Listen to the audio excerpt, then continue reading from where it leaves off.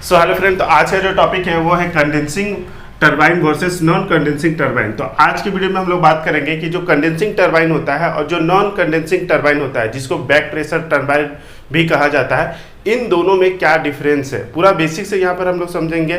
पहले दोनों को हम लोग डिटेल में समझेंगे और फिर दोनों को डिफरेंशिएट और कंपेरिजन करेंगे। ओके, तो वीडियो बहुत ही इन्फॉर्मेटिव होने वाला है, तो वीडियो के साथ बने रहें। और यदि आप इस चैनल पर नए हैं तो चैनल को सब्सक्राइब कर ले और बेल नोटिफिकेशन को ऑन कर ले, ताकि इस टाइप का इन्फॉर्मेटिव वीडियो आपको सबसे पहले मिले। तो चलिए बिना समय गवाए वीडियो करते हैं स्टार्ट।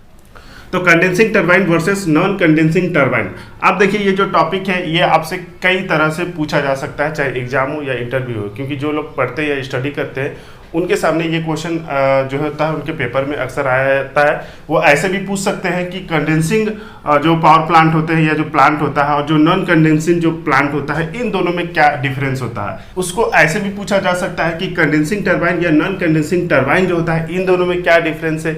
या इसको ऐसे भी पूछ दिया जा सकता है, जैसे कि अक्सर इंटरव्यू वगैरह में पूछा जाता है कि कंडेंसिंग टरबाइन और बैक प्रेशर जो टरबाइन होता है, इन दोनों में क्या डिफरेंस होता है। ओके, तो आज की वीडियो में हम लोग यही समझेंगे कि जो कंडेंसिंग टरबाइन और जो बैक प्रेशर जो टरबाइन होता है नॉन कंडेंसिंग को देखते हुए, कि हमारा इन दोनों में मेन क्या डिफरेंस होता है। ओके, तो आइए सबसे पहले हम लोग समझते हैं कि कंडेंसिंग जो टरबाइन है और जो नॉन कंडेंसिंग जो टरबाइन है वो क्या चीज होता है। तो देखिए, टरबाइन के बारे में ऑलरेडी हम लोग ने पिछले वीडियो में खूब अच्छे से डिस्कशन कर चुके हैं। यहाँ पर हम लोग समझते हैं कि कंडेंसिंग का क्या मतलब होता है। तो देखिए, जो स्टीम होता है या जो वेपर होता है, ये यदि अपना हीट लॉस कर देते हैं, यानी कि ये ठंडे हो जाते हैं, तो उस समय वो क्या होता है कि वो वाटर के रूप में रूपांतरित हो जाते हैं, कन्वर्ट हो जाते हैं। उसी चीज को, उसी फिनोमेना को कंडेंसिंग कहा जाता है। और ये जिस जगह पे होता है या जिस कंटेनर में होता है, उसे कंडेंसर कहा जाता है। अरे कहना क्या चाहते हो? जैसे कि आपने थर्मल पावर प्लांट में देखा होगा कि जब स्टीम हमारा टरबाइन में जाता है और जब वो एग्जॉस्ट होता है, यानी कि जब वो आउट हो जाता है वर्क करने के बाद, तो वो उसको कंडेंसर में भेज दिया जाता है, जहां पर वो फिर से वाटर के रूप में रूपांतरित हो जाता है और फिर से उसको बीएपी की मदद से बॉयलर में भेज दिया जाता है, जहां से उसका फिर से स्टीम में कन्वर्सन होता है। और इस तरह से पूरा जो साइकिल है वो चलता रहता है। ओके, यानी कि वहां पर एक क्लोज साइकिल का निर्माण होता है, क्लोज साइकिल को वो एक फॉलो करता है। तो वहां पर स्टीम जो हीट लॉस करके जो वाटर के रूप में जब रूपांतरित हुआ, तो उसी चीज को कंडेंसिंग कहा जाता है। लेकिन नॉन कंडेंसिंग का मतलब होता है, यानी कि कंडेंसिंग हमें नहीं करना है, वहां पे कोई भी कंडेंसर वगैरह जो होता है वो यूज नहीं किया जाता है। एक ऐसा टरबाइन जहां पे कोई कंडेंसर यूज नहीं किया जाता है, यानी कि वहां पर स्टीम को हम लोग कंडेंस नहीं कराते हैं, उसको वाटर के फॉर्म में फॉर्मेशन नहीं करवाते हैं, कन्वर्ट नहीं कराते हैं, तो उस चीज को कहा जाता है, उस टरबाइन को कहा जाता है नॉन कंडेंसिंग टरबाइन। ओके, अच्छा, तो आई होप कि ये छोटा सा जानकारी आपका क्लियर हो गया होगा। अब इन दोनों के बारे में हम लोग थोड़ा डिफरेंस देख लेते हैं कि क्या क्या मेन डिफरेंस है। अभी मजा आएगा ना। तो देखिए, सबसे पहले बात करते हैं कंडेंसिंग टरबाइन के बारे में। तो condensing turbine is able to use the total energy of inlet steam flow to a maximum extent. Condensing turbine में आप देखेंगे कि जो भी आपका स्टीम इनलेट होता है टरबाइन में, तो आपका वहां पर टोटल एनर्जी, जो स्टीम का जो टोटल एनर्जी है, वो उसमें से मैक्सिमम स्टीम का यूटिलाइजेशन, उसका एनर्जी का यूटिलाइजेशन कर लिया जाता है पावर जनरेशन के लिए। ओके, लेकिन वहीं अगर नॉन कंडेंसिंग देखेंगे, तो नॉन कंडेंसिंग या बैक प्रेशर, जिसको इसी को हम लोग बैक प्रेशर टरबाइन भी कहते हैं। ओके, तो देखिए, नॉन कंडेंसिंग जब हम लोग बात करेंगे तो नॉन कंडेंसिंग को ही हम लोग बैक प्रेशर कहते हैं। लेकिन नॉन कंडेंसिंग का ये जो वर्ड है, ये इसको पहले रिफर किया जाता था, पहले के समय में जब टेक्नोलॉजी उतनी एडवांस नहीं थी। तो उस समय क्या होता था कि स्टीम को, जो एग्जॉस्ट स्टीम होता था टरबाइन को, उसको खुले एटमॉस्फेयर में छोड़ दिया जाता था। ओके, तो उसी को कहा जाता है नॉन कंडेंसिंग टरबाइन। जब उस स्टीम का यूटिलाइजेशन किसी प्रोसेस हीटिंग के लिए कर लिया जाता है, तो उसको कहा जाता है बैक प्रेशर टरबाइन। तो दोनों एक ही चीज है। ओके, तो यहाँ पर क्या होता है कि यहाँ पर जो स्टीम होता है, उसकी जो एनर्जी होती है, उसका हम लोग पार्सली यूज करते हैं और कुछ एनर्जी को बचा के रखते हैं, उसको आउट कराते हैं, ताकि वो प्रोसेस हीटिंग में यूज किया जाए। ठीक है, वहां पर हमको कुछ प्रेशर और कुछ टेम्परेचर चाहिए, यानी कुछ एनर्जी को बचाकर उसको आउट करवाते हैं, ताकि वहां उसका जो यूटिलाइजेशन जो है वो प्रोसेस हीटिंग के लिए यूज हो पाए। ओके, नेक्स्ट क्या डिफरेंस है, this type of turbine mainly use for power plant generation. आप देखेंगे कि इस टाइप का जो टरबाइन होता है वो जनरली पावर प्लांट में पावर जनरेशन के लिए यूज किया जाता है, यानी कि एनर्जी फॉर्मेशन के लिए, जैसे इलेक्ट्रिसिटी उत्पादन के लिए। ओके, यहाँ पर आप देखेंगे it is use for power generation as well as process heating requirement, जैसे कि आपका फार्मा प्लांट हो गए, केमिकल प्लांट हो गया, राइस मिल हो गया, तो इस वहाँ पर इसका यूज किया जाता है जहाँ पर आपका पावर भी कुछ जनरेट हो जाए और प्रोसेस हीटिंग के लिए भी यूज हो जाए। तो वहाँ पर अगर ऐसा टरबाइन यूज होता है तो वहाँ पे बैक प्रेशर टरबाइन वो होता है। ओके, नेक्स्ट जो कि exhaust steam is condense in condenser having negative pressure that is vacuum. ये इसका जो एग्जॉस्ट स्टीम होता है, जो टरबाइन में आपका स्टीम गया और जो एग्जॉस्ट हुआ, एग्जॉस्ट का मतलब होता है आउट होना। जैसे कि आप सांस लेते हैं तो जब आप सांस छोड़ते हैं तो उसी को कहा जाता है एग्जॉस्ट, और जब आप सांस लेते हैं तो उसको कहा जाता है सक्शन। ठीक है, तो ये टेक्निकल वर्ड है।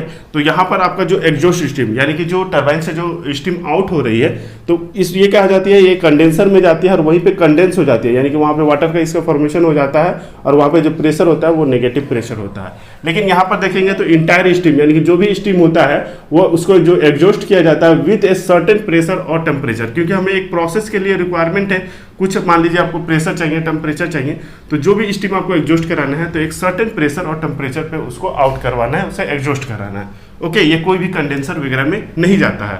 नेक्स्ट है कि हाई इनिशियल कॉस्ट। ये कंडेंसिंग जो टरबाइन होते हैं इनका जब इनिशियल कॉस्ट देखेंगे तो इसका इनिशियल कॉस्ट हाई होता है, लेकिन इसका जो इनिशियल कॉस्ट होता है वो लो होता है। मान लीजिए किसी प्लांट में आपका नॉन कंडेंसिंग या बैक प्रेशर टरबाइन का रिक्वायरमेंट है तो वहाँ पर जो शुरुआती जो खर्चा होती है वो कम होता है। नेक्स्ट जो है कि लो रनिंग कॉस्ट, लेकिन इसका जो रनिंग कॉस्ट होता है इसमें कम होता है और इसमें हाई होता है। इसको एक एग्जांपल से समझिए, जैसे कि आप घरों में जैसे एसी, वॉशिंग मशीन, फ्रिज वगैरह जब आप खरीदते हैं तो आप देखे होंगे कि रेटिंग के अनुसार करते हैं कि कितने स्टार का है, 4 स्टार 5 स्टार। तो ज़्यादातर लोग आज के डेट में 4 स्टार या 5 स्टार लेते हैं। क्यों? क्योंकि इनिशियल कॉस्ट भले ही उसकी थोड़ी ज़्यादा पड़ती है लेकिन उसकी रनिंग कॉस्ट जो आती है वो कम आती है। जैसे बिजली का जो खर्चा आता है वो कम आता है। तो शुरू में आपका भले ही 4-5 हज़ार रुपये ज़्यादा लगेगा लेकिन बाद में वो जो उसकी जो बिल आएगी वो कम आएगी। ओके, यानी कि जो शुरू में हम लोग खरीदे तो वो इनिशियल कॉस्ट हो गया और जो बाद में हम लोग जब उसका रनिंग करवा रहे हैं तो वो हो गया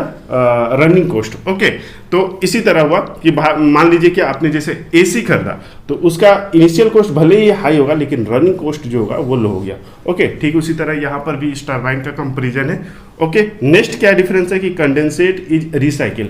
इस टरबाइन में जो कंडेंसेट हमारा बनता है, जो कंडेंसर में आता है जो स्टीम, वो कंडेंस होकर उसको हम लोग फिर से रिसाइकिल कर लेते हैं, यानी फिर से उसका यूज हम लोग कर लेते हैं बॉयलर में और फिर से स्टीम का फॉर्मेशन करके फिर से टरबाइन में यूज करते हैं और यही प्रोसेस बार बार चलता रहता है। ओके, इसमें क्या कि एग्जॉस्ट स्टीम जो होता है या तो वो वास्ट हो जाता है, जैसे पहले समय के जो नॉन कंडेंसिंग अगर टरबाइन के बारे में बात करें तो उसमें जो स्टीम होता था वो खुले एटमॉस्फेयर में छोड़ दिया जाता था तो उसमें एक तरह से वास्ट हो जाता था। ओके, या आपका condensate is recycle after process heating in somewhere. कहीं कहीं पर क्या होता है कि ऐसे सिस्टम बनाए रहते हैं कि आपका जो प्रोसेस हीटिंग के लिए जो स्टीम जो जा रहा है वो उसको प्रोसेस को हीट करने के बाद अगर वो कंडेंस हुआ है तो उसको फिर से रिसाइकिल कर लिया जाता है। तो ये अकॉर्डिंग टू डिजाइन होता है कि कहीं पर हो भी सकता है और नहीं भी हो सकता। ओके, अब नेक्स्ट अगर इफिशिएंसी के बारे में बात करें तो इसकी जो इफिशिएंसी होती है कंडेंसिंग टरबाइन की वो ज़्यादा होती है और इसकी जो इफिशिएंसी जो होती है वो आपका लोअर होता है, यानी कि कम होता है। ओके, तो एट द लास्ट अगर बात करें कि कंडेंसिंग टरबाइन बेटर है या नॉन कंडेंसिंग टरबाइन बेटर है तो देखिए ये रिक्वायरमेंट के बेसिस पे डिपेंड करता है कि हमें कहाँ पर कौन सा रिक्वायरमेंट है। जनरली पावर प्लांट में आपका कंडेंसिंग टरबाइन यूज किया जाता है और जहाँ पर आपका प्रोसेस हीट रिक्वायरमेंट है जैसे फार्मा, केमिकल, राइस मिल, इन सब जगह पे प्रोसेस हीटिंग के लिए हमें कुछ स्टीम चाहिए, जहाँ पे कुछ हमको प्रेशर और कुछ आपका स्टीम का टेम्परेचर चाहिए। तो वहाँ पर जब बॉयलर से स्टीम को जनरेट किया जाता है तो उसमें वहाँ पर इतनी एनर्जी होती है कि उसको हम लोग डायरेक्ट यूज नहीं कर सकते। तो इसलिए वहाँ पर एक बैक प्रेशर टरबाइन लगा दिया जाता है ताकि वहाँ से पावर भी जनरेट होते रहे और हमारा काम भी निकल जाए प्रोसेस हीटिंग के लिए। ओके, तो जहाँ पर जैसा रिक्वायरमेंट होता है अपनी जगह दोनों बेस्ट है। अगर आपका इस टाइप का रिक्वायरमेंट है तो वहाँ पे नॉन कंडेंसिंग या बैक प्रेशर लगाएंगे और जहाँ पे पावर जनरेशन का रिक्वायरमेंट है वहाँ पर हम लोग कंडेंसिंग टरबाइन लगाएंगे क्योंकि इसकी जो इफिशिएंसी होती है वो हायर होती है। ओके, तो आई होप कि ये छोटा सा टॉपिक आपके लिए हेल्पफुल होगा। बाकी अब हम लोग मिलेंगे नेक्स्ट वीडियो में, तब तक के लिए जय हिंद।